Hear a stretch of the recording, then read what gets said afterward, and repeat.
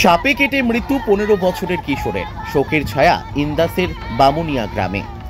সাপের কামড়ে প্রাণ হারালো এক 15 বছরের কিশোর। ঘটনাটি ঘটেছে বাঁকুড়া জেলার ইন্দাস ব্লকের বামুনিয়া গ্রামে।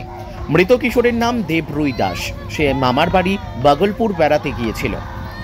জানা গেছে, রাতে ঘুমানোর পর সকাল 9টা নাগাদ হঠাৎ করেই দেবের তীব্র পেট ব্যথা শুরু হয়।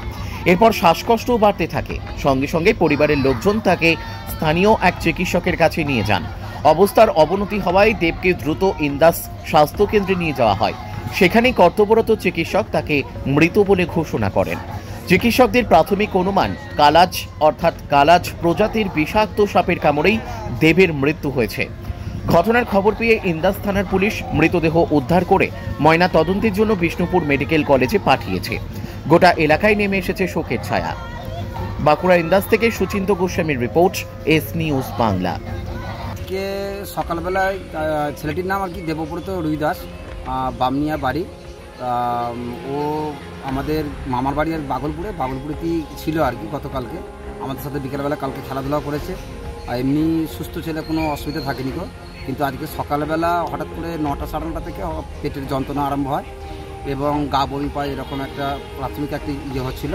তো তারপর ওখানে ওদের বাড়ির দিদা মামা আমাদের যে বামনিয়া যে প্রাথমিক চিকিৎসা করানোর জন্য নিয়ে এসেছিলো, ওখানে ডাক্তারবাবু দেখেছেন এবং ডাক্তারবাবু সম্ভবত বলেছে যে গ্যাস থেকে এরকম একটা হচ্ছে, কারণ সপ্তাহখানেক আগে এরকম একটা গ্যাসের একটা হয়েছিল। তা ট্রিটমেন্ট করতে সুস্থ হয়ে গিয়েছিল। তা আজকে বেলা যত গড়তা থাকে কিন্তু ওর অবস্থা আরও সংকটজনক হয়। তা 12টা সাড়ে 12টার পর ও আস্তে আস্তে ঝিমিয়ে পড়তে থাকে এবং গলা বন্ধ হয়ে যায়। কথা বলতে পর্যন্ত পারেনি, পেটের প্রচণ্ড যন্ত্রণা হচ্ছিল।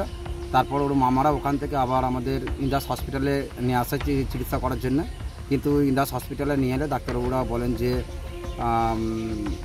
উনি দেব মারা গেছে। তা প্রাথমিক অনুমান ডাক্তারবাবুদের হয়তো সাপের কামড়, হয়তো আমাদের যে কালাচ এই সময় উৎপাত করে থাকে বর্ষাকালের শুরুতেই আর কি, ডোমনা বা কালাচ, ওই সাপের কামড়েই হয়তো একটা অনুমান করা হচ্ছে যে মারা গেছে এই সাপের কামড়ে।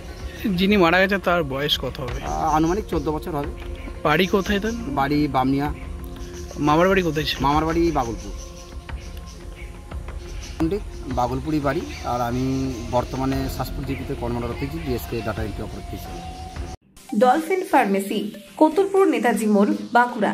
এখানে সুলভ মূল্যে সকল প্রকার অ্যালোপ্যাথিক ঔষধ ও বেবি ফুড পাওয়া যায় এবং কতুলপুরের মধ্যে অর্ডার অনুযায়ী ঔষধ হোম ডেলিভারি করা হয়।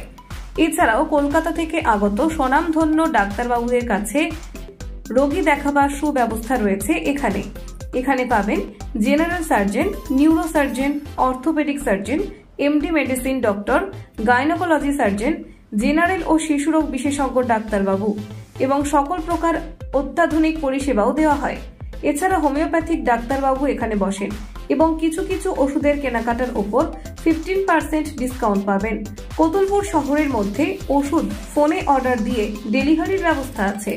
আমাদের ঠিকানা ডলফিন ফার্মেসি, কতুলপুর নেতাজি মোড়, বাঁকুড়া। মোবাইল নাম্বার 9065672260 অথবা 9002431896।